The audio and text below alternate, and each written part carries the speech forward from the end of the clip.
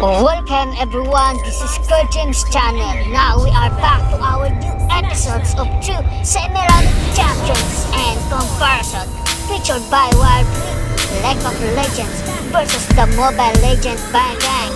But before that, please like and subscribe to my channel and don't forget to click the bell icon so you will be notified to our new next episode video.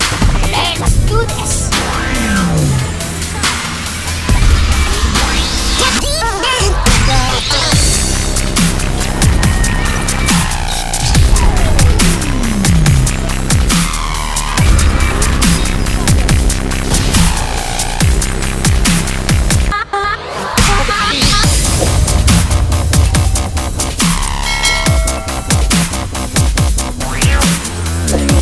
Ever since we got more background on what happened in Icathia, Jax turned from a really cool comedic relief to a war-scarred badass. And that's because if you connected the dots hidden in the story called Where Icathia Once Stood, it was easy to realize that the legendary warrior called Jax was in fact our Jax all along. We figured this out because the name matched, since Sai means desert in Shuriman and Jax is Jax. But it was also obvious because Jax liked to snack on eggs. And would you look at that, Jax's favorite snacks were also eggs. But now it is cool to have it finally confirmed, since Jax's newly updated bio starts with his full name. It is Jax Rings Ikathun. He was a warrior of Icathia, which was a city that wanted to live peacefully separated from the Shuriman Empire, which the Empire obviously didn't like. Should even the smallest region leave the Empire, others could easily follow as well. Jax's father told him that before Icathia became part of Shuriman, it was a proud nation, but then they became oppressed by the Emperor.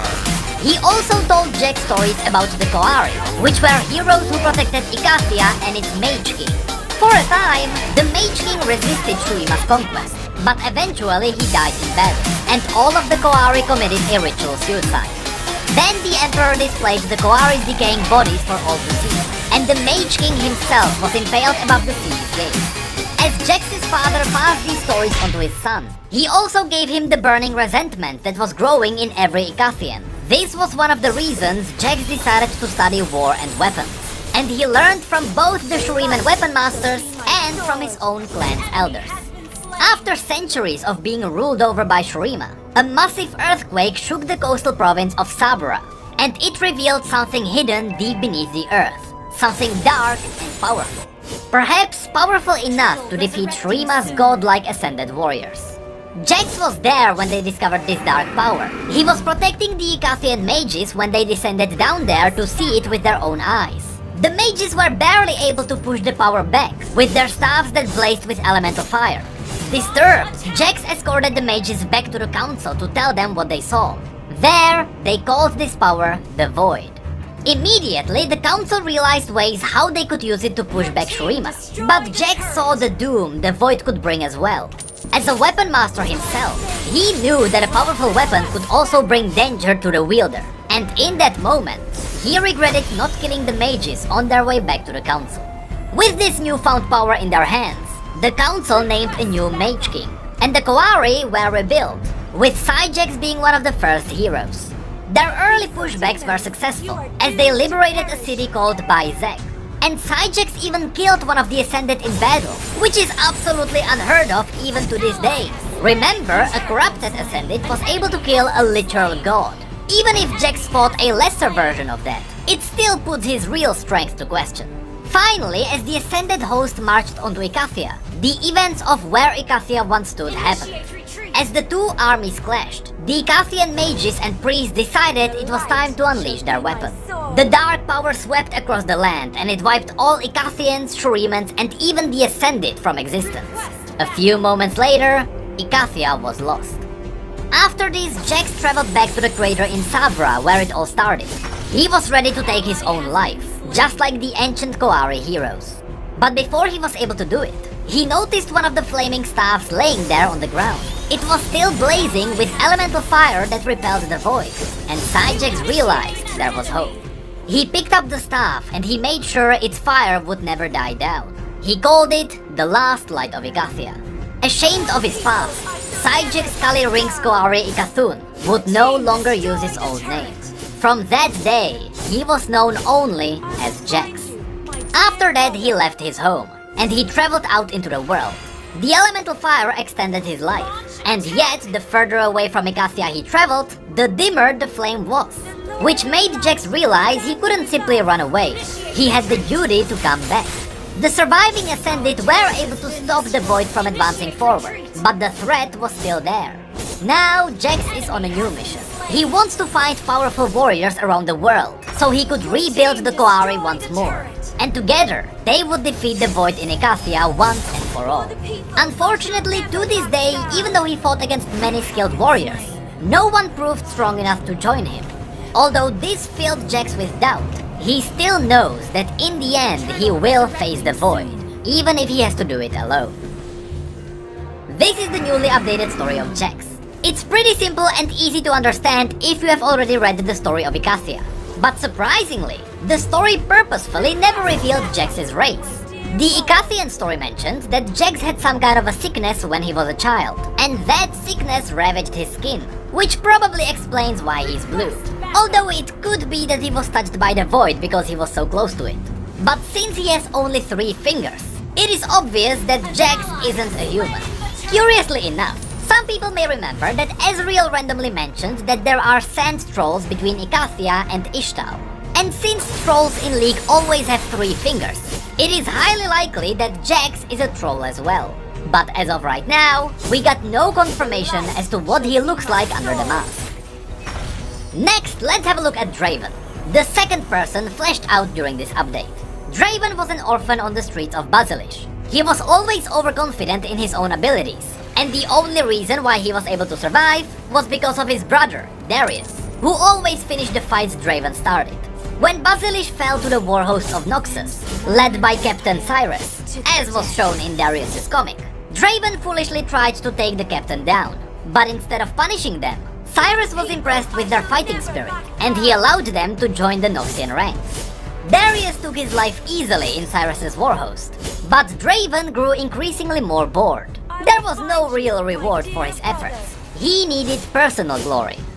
As Darius rose to command his own warband, Draven joined him. However, Draven realized that higher ranks don't make his job easier, and they don't give him better recognition. So in the end, he left Darius's command. We don't know if he left on his own or if he was kicked out. But either way, Draven's skills were great for a duelist, and so numerous other warbands tried to recruit him during the invasion of Ionia. But in the end, Draven ended up with a fairly respectable contract in the Reckoning Pits. For centuries, the Reckoning Pits played an important part in the Empire.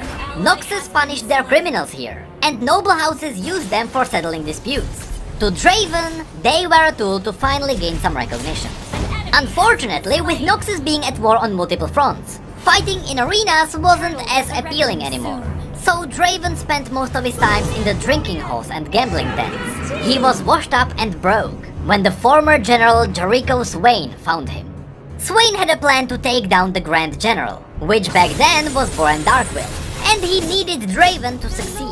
Swain enlisted Draven under his command, which eventually led to Darius joining him as well. And with Darius on his side, Swain was able to take down the tyrant Boran Darkwill.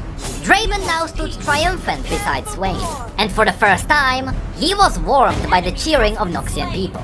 However, not every noble house supported Swain as the new Grand General, so they were sentenced to death in the arena.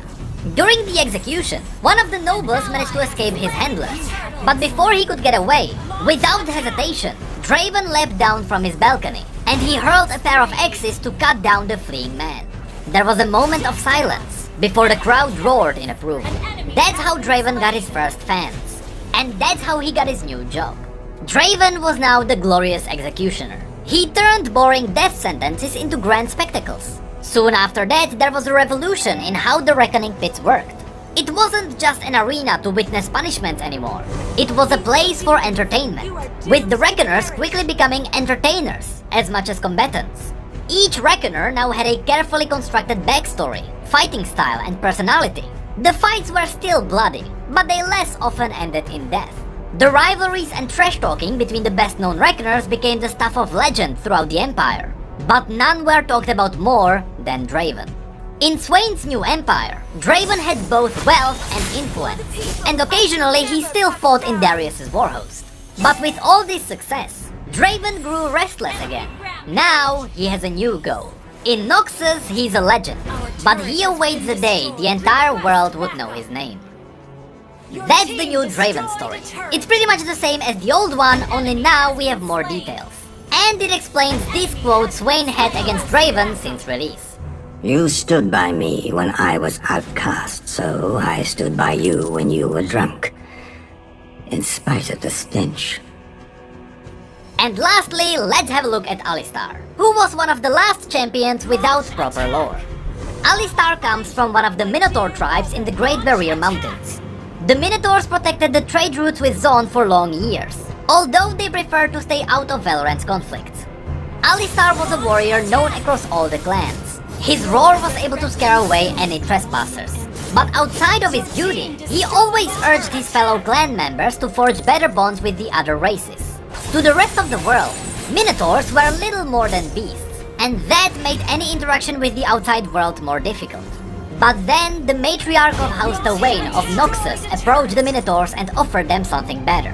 Noxus was just about to take over Basilish, but the matriarch claimed they wouldn't be able to do it without the support of the Minotaurs. Obviously, many of the Minotaurs were eager to accept the offer. By joining Noxus, they would get some recognition from the other races.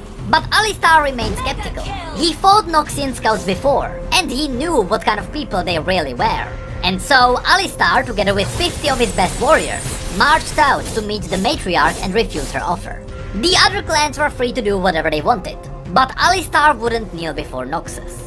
Unfortunately, as soon as Alistar made his position known, he was betrayed from within. The other clans already pledged themselves to Noxus, and they were ready to protect Lady Twain. This escalated into a bloody battle where Alistar himself crushed the matriarch's skull. But still, in the end, he and his followers ended up in chains, and they were headed towards the Noxian capital.